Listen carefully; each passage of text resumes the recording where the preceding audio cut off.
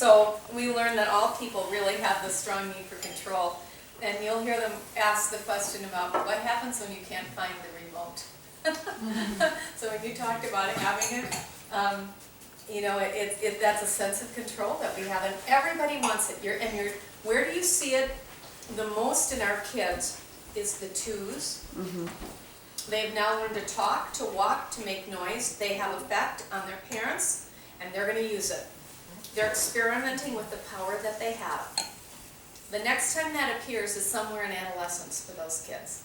So they tell you, get your twos, get it figured out when you can pick them up and move them, because it's going to reappear somewhere in the adolescent years. 15. 15 And quite is frankly, I think it shows up just as kids are getting ready to leave for college.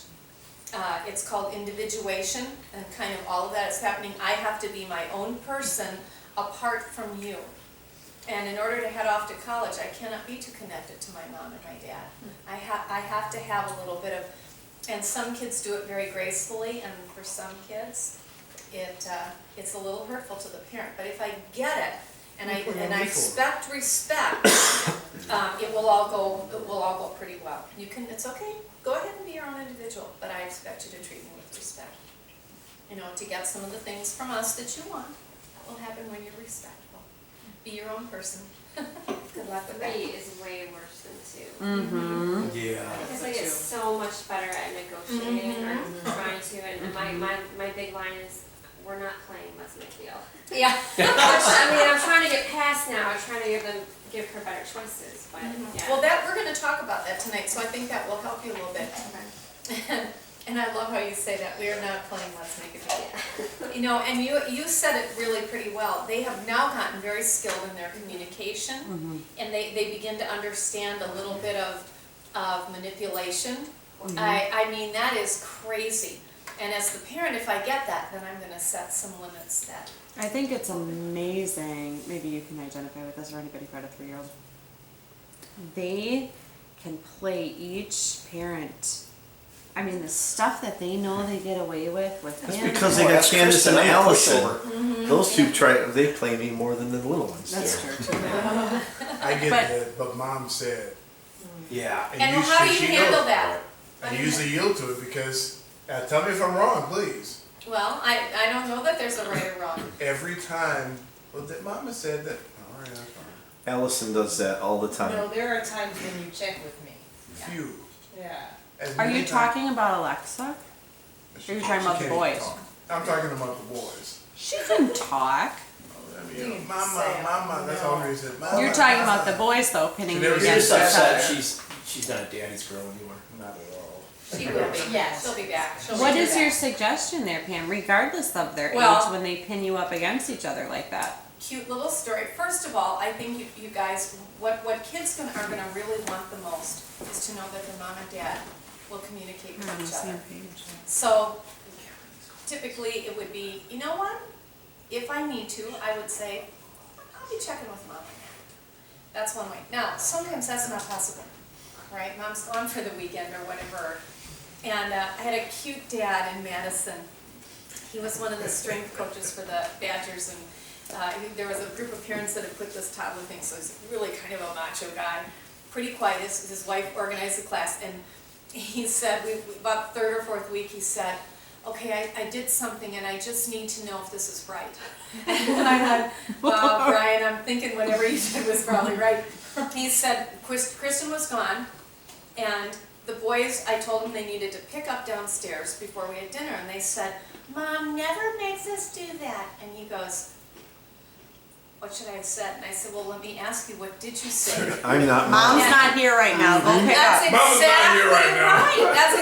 That's what he said, and I said, that's it. Because what our We're kids doing something right! Success! Yeah, but you always say Dad's not here, he's at the bar. Yeah. Well, that's a nuance, you know. Now, Jason, you see? Yeah. So, you know, that's it. And because when they go to school, they're gonna have a variety of teachers, and not every teacher's gonna treat them the same way. Yeah. And so I want them to get used to that. And if they say, well, Dad was home and he didn't let us do this, and say, well, then when I'm here and we're doing that, you're probably really happy I'm here. You know, I mean, I am not caving into that. So it's a call that I make as, you know, as needed. If mom's nearby, and I'm sensing that the kid just asked the mom and now is gonna get a different answer from dad, then I'll say, yeah, I'll be talking to mom first. If mom's not around or dad's not around, I say, yeah, but who am I? I'm dad, I'm mom. For a What do long I say? time, I've tried to be the drill sergeant in the helicopter, as we talked about. And Candace and Allison, especially Allison, the 18-year-old, will come up to me and say, "Hey, I'd like to do this." Friends are doing that because they know of the two. I'm gonna be the helicopter. I'm gonna say, you know, let her do her thing. So I'll say, lately, the last couple weeks, a month maybe, I'll say, "Did you talk to mom yet?" "Well, no." She told me to talk to you. No, That's usually well, what happens. yeah, no. But when she says no, I'm like, "Oh, okay," and I walk away. And not answer. I don't you even mean? answer it. And now she's getting to the point where she's like, "Well, I texted mom or I talked to mom," and so I'm trying to train her to don't always come to me because I'm gonna be the softie. I'm gonna be the helicopter. It's a softie. Yeah. Well, and you know what, I think with your 18-year-old, some of it, I would want to just say to her, you know what, I'm so glad you're asking that. What do you think? Because if she's already talked to mom, and she knows that you will always support what mom says, you don't have to say anything, she'll take care of it for you. But do you see, what you just said there is what I've been using on Tristan. Mm-hmm. I asked him to bring a box of plates and all that downstairs, and he set it right in front of the doorway. Mm-hmm. And I said, "Do you think that that was the best place to put it?" He goes, "No." Okay. It was next to the bag of plates and cups that he had put down there. So I asked him Days if, earlier. I just asked him if that was the best place. Yeah. But I think that kind of ties them together of trying to get them to be, us to be a think more. consultant That's right. to them Yeah. for that. So- That's exactly right. Very good point, Alexander. So, and then you don't have to worry about being a drill sergeant or a helicopter parent. You can just say, well, I don't know, what do you think? I'm also struggling with the what is defiance and what is a protest, because I'm starting to realize as we're sitting here that probably 90% of what she's been doing that I've taken as defiant really is just a protest. Because she's never, you know, really yelled back. Where she puts her protest, she goes away. She So may do pout what or she whatever. asks you to do, but with big ol' attitude. So Okay. Yeah. Okay, now, here, she is at a wonderful age. And, you know, wouldn't it be nice if life were perfect? I'd want to just sit her down, take her out to breakfast, take her out to dinner. Sucks.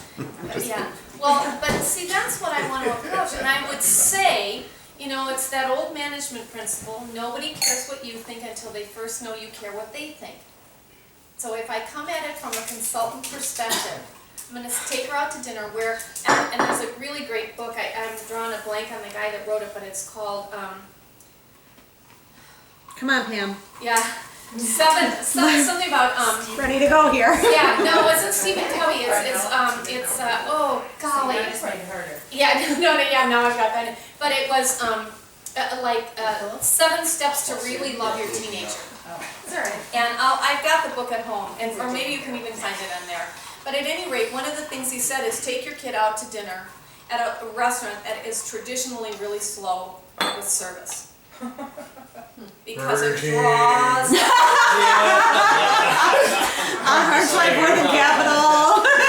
well, I actually tried that this morning because the oldest two were at each other's throats. Mom's at work, the 3 little ones are off at the zoo or whatever. I was like, all right, before this goes any further, you guys are bickering and arguing about everything. We're going to go to George Webb's for breakfast. So the 3 of us went to, I forgot to tell you, we went to George Webb's. Double cheeseburger was awesome at 9:30. Moving people. Moving.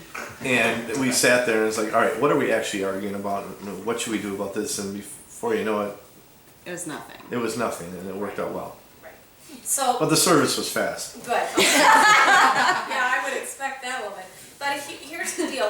When you're there, you can say, I have noticed, this pulls a lot of fight out of things. I've noticed that your attitude is really a challenge for us to live with. Have you ever been around people with a really bad attitude? Or with an attitude that's a challenge? And then just keep asking questions, because when you ask questions, you are finding out where she's coming from. Now, based on what we said earlier, she is in the process of individuating. She's in the process of pushing away. Right. And I wish that some kids could learn to be more graceful in it. But it's a hard thing. I have to be I love my parents so much. I want to go be in the big world, but I'm a little afraid of it. But I can't tell them that. I can't let myself feel that. So, but I want to say to her, here's the deal. We want you to be independent. We want you to figure this out. And all that we ask is that you find a way to give us a good attitude. Tell me what a good attitude looks like. Tell me what it sounds like. When you look back at the last 2 weeks, tell me when there was a moment when it wasn't a good attitude. Tell me a moment when there was a good. Can you see how when I ask those questions, I'm finding out Yeah. where she's coming from? Yeah. And then, now I have information to base my opinions on and my next course of conversation. So I'd start there, but when the breakfast is over, or the lunch, whatever, I would say, here's the deal. We are going to listen to you and work with you as long as we feel treated with respect. We don't expect you to love everything we say. We don't expect you that when you have your own house, you set the same guidelines and expectations. But right now, this is how it is. And you have a choice. You can come in and be respectful about this, or you cannot be respectful. Which way do you think will be a better life for you? My dad said the same thing. I like your dad. Verbatim. Except you're He gonna do was what a you're gonna fun- do anyway. But Yeah. Your dad was love and logic. Now, I want to hear from you because I feel like we talk a lot about the big kid issues. And I had a mom at the end of the last class said, I wish we had talked more about little kids. Okay, I have one. I don't know if I told you this last week, but one of the things I said to Trinity last week, she's 7, is if you don't pick a new attitude, I'll pick one for you. I don't think Wow, that was now that's very effective. enforceable. Yeah. No, yeah. I mean, I recommend it. How would I even do that? I'll give you a sour attitude after that. Kind of a parent failure moment. Really a cute failure moment, I'm just saying. It wasn't a failure, it was an opportunity, Yes. Becky. Okay, so Adam was 3, but when she was 2, I have kind of fallen out of it now. We've been trying to get back into it, going through this. This is so We used to confusing. give choices. And when she was 2, her line back was, "No, Mama, these are the choices." And she would tell me. I mean, she's like this tiny little adult stuck in this tiny little body. I mean, it's very freaky. Good like And your so text. now we kind of got, Yeah. away from that, but now we're going back to choices. What do I do now if she comes up with that again? Because she's really fighting back, and I'm waiting for that no moment. These are the choices. But you have new training. Right? We go back to week 1, when kids argue, and that's a form of arguing, what's my response?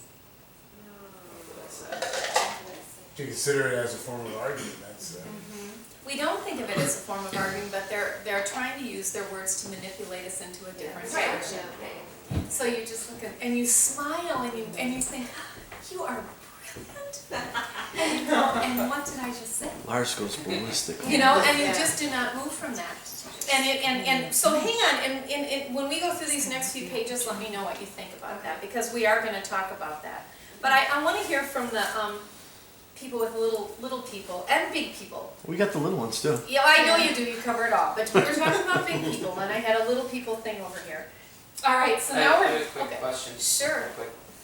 And I think I know the answer, but is it right to, like, when our girls fight, Mhm. is it a good idea, and I think it is, but to teach them to model this? So you would ask questions instead of saying, just work it out, because that's what we do in our house a lot. We'll say, work it out, girls. You know, you guys figure it out. We try to do that, and I think that's good, but would it be better to give them some love and logic to use on each other and say, you know, Trinity, maybe you can ask this or you can handle it this way.